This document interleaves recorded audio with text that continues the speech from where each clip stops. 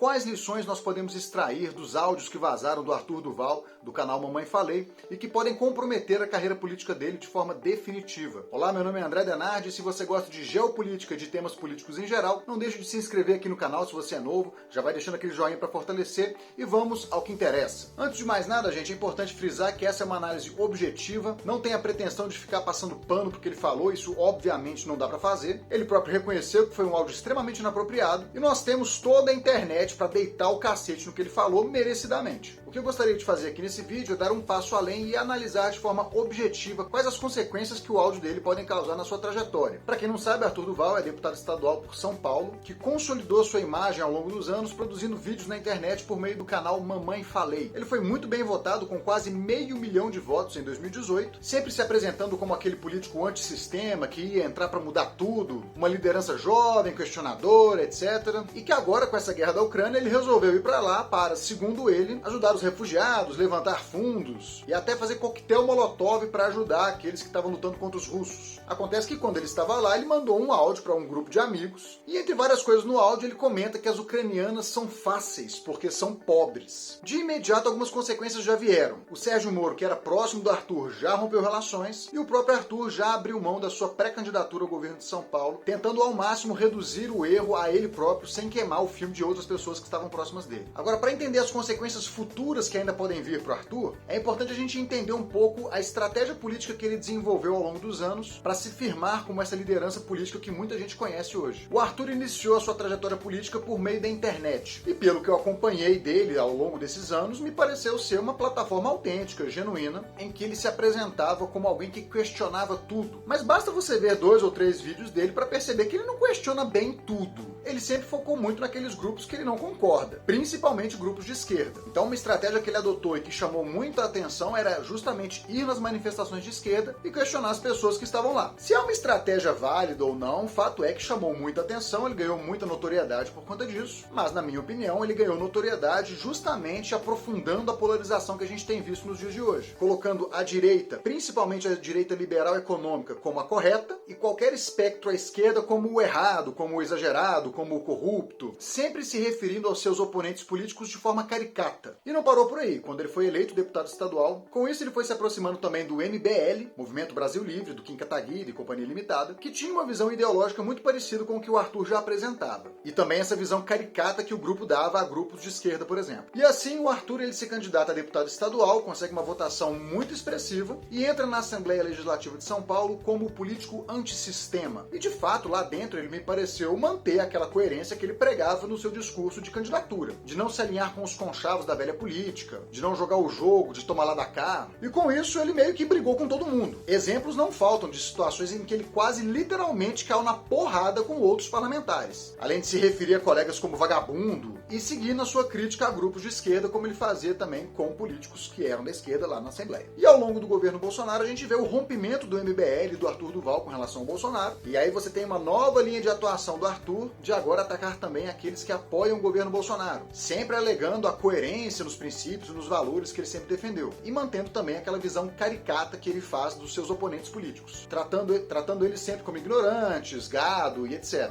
E tentando fortalecer com isso uma narrativa do Bolsolula, ou bolsopetismo, de que na verdade tanto Bolsonaro quanto Lula estavam unidos no populismo. Pois muito bem, muita gente acha essa trajetória ousada, corajosa, autêntica, genuína, e no fim das contas o Arthur sabia que estava construindo uma base muito forte de apoio. Talvez isso tenha contribuído para que ele começasse a se sentir intocável, que ele não precisava se preocupar tanto com a opinião alheia, porque ele já tinha sua base de apoio, ele falava o que quisesse, que nada ia acontecer com ele, e aí ele acabou baixando a guarda, ou talvez revelando quem ele realmente era, um heterotop machista talvez. E agora olha a situação delicada que ele se encontra. De cara, todos os inimigos que ele foi construindo ao longo da sua trajetória se uniram contra ele. A prova disso é você ver parlamentares de esquerda, de direita, liberais, todo mundo lenhando o cara pelo que ele falou. E com razão, né? Vamos combinar. E para além dessa perda de capital político imediata que ele está tendo, existe também a possibilidade dele ter um mandato cassado. E quem vai decidir a cassação do seu mandato ou não é a própria Assembleia Legislativa do Estado de São Paulo. Ele será julgado pelos seus colegas. E aí que entra a questão. Ele que antes peitava o sistema, que não aceitava nenhum tipo de conchavo, nenhum tipo de articulação mais conjunta, mais coletiva, agora está à mercê dos seus pares no Legislativo de São Paulo. E afinal, quais lições a gente pode extrair disso tudo? A primeira delas, cuidado com os áudios que você vai mandar. Hoje em dia, gente, tá tudo conectado. Se você manda um áudio no grupo, acabou. Mesmo sendo um grupo de amigo. Ele mandou, se não me engano, o áudio para um grupo de colega de futebol, de